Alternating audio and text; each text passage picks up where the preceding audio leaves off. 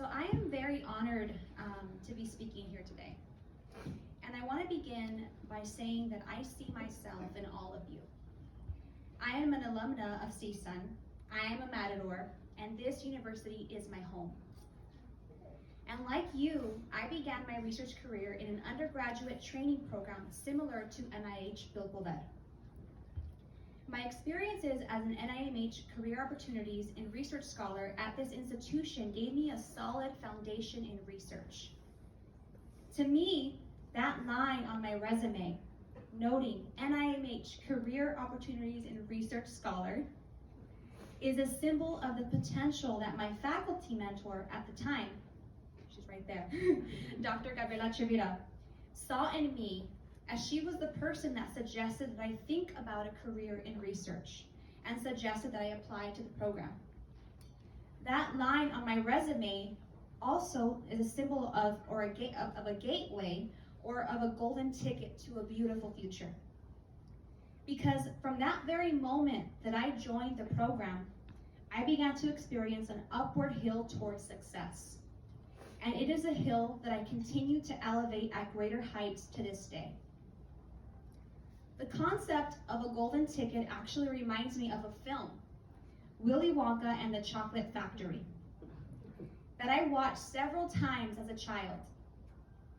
In that film, children across the globe were in search for 5 golden tickets that were hidden inside of chocolate candy bars.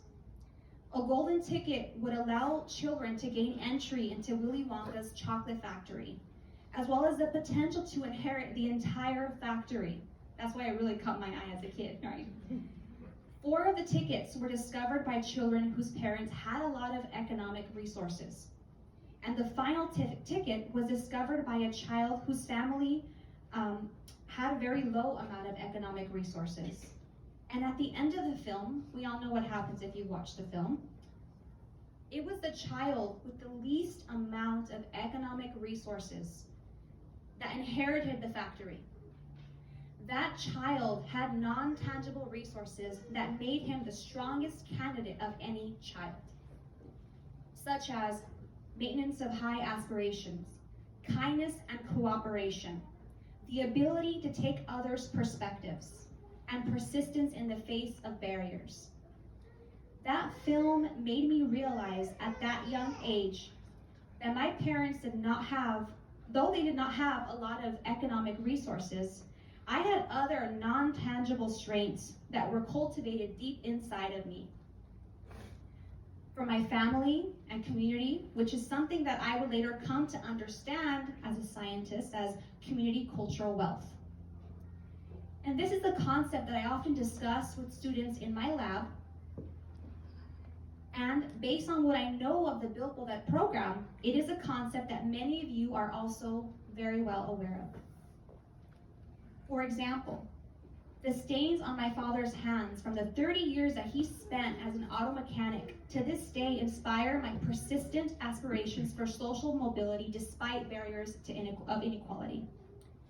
My mother's ability to find resources within our community in Oxnard, California, whether it be free enrichment activities at the library or scholarship opportunities for my siblings and I to attend a local private school, bolstered my navigational skills in academia and beyond.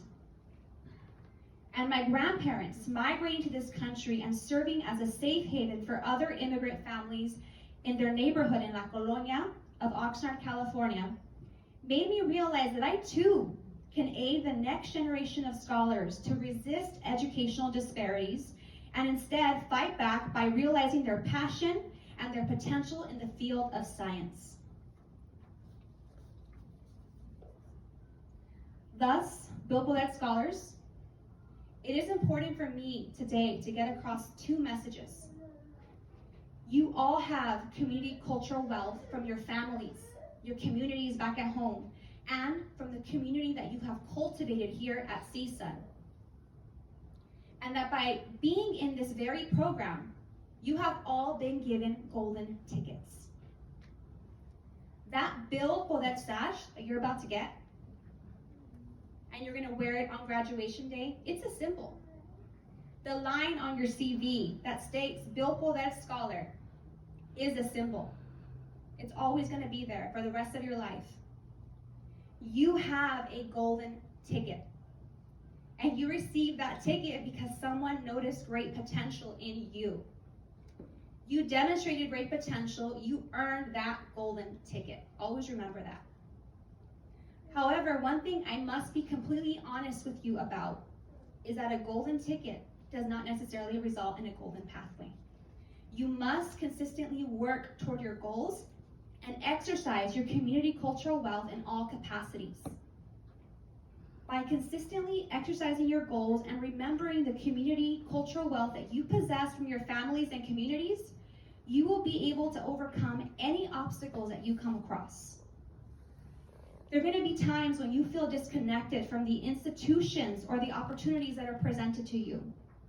This disconnection can be between your family and your academic goals, between you and your peers, between you, or even between you and other members of our institution. The disconnection can also take a different form. There might be times when you're not invited to the table because of your last name, the way you look, or because someone said something about you. In my research, these experiences create a cultural mismatch or a misalignment between yourselves and your surroundings. That mismatch can negatively affect one's well-being, ability to concentrate and focus, and even one's academic outcomes. I am passionate about studying cultural mismatch because I have experienced mismatch throughout my entire education and career. I have experienced mismatch as an undergraduate student, as a master's student, as a Ph.D. student, and even to this day as a professor. And you might be wondering how it is that I overcome this mismatch every single time. And the answer to that is that I continuously work towards my goals despite the naysayers. And I visualize the gold within me that has been passed down to me by my family and my community. And I urge you all to do the same. Once you begin to do this, you are going to see that your path to success will continuously elevate. All of the scholars in this room, all of you, engaged in the bulk of your research during the COVID-19 pandemic. The COVID-19 pandemic was one of the most challenging times in our society. My students and I, along with some of my colleagues, recently published a manuscript that demonstrates that students who transitioned to college during the COVID-19 pandemic were physiologically more stressed, as indexed by the hormone cortisol, which we gathered through saliva samples, than students who transitioned to college before the pandemic was introduced to our society. However, one thing that the manuscript does not mention, so I'm kind of giving you a punchline in advance so you know what's coming up, right? Is that we also asked students, all the students that took part in our study, whether there was anything they felt would prevent them in finishing their educations. The students that transitioned to college during the COVID-19 pandemic said nothing. They felt that there was nothing that could stop them from finishing their educations. Time after time, as I would hear participants say this exact line, that nothing could prevent them from completing their educations. It was absolutely inspiring. Yes, the saliva samples from the participants told us they were more stressed, but their words were something that I hold on to and that I look forward to delving into as a scientist. Because at the end of the day, I see my participants that transitioned to college during the COVID-19 pandemic as a group that is prepared for anything. And like my participants, I see all the scholars in the room, this room right here, as a group that is prepared for absolutely anything. And honestly, I feel prepared for anything too.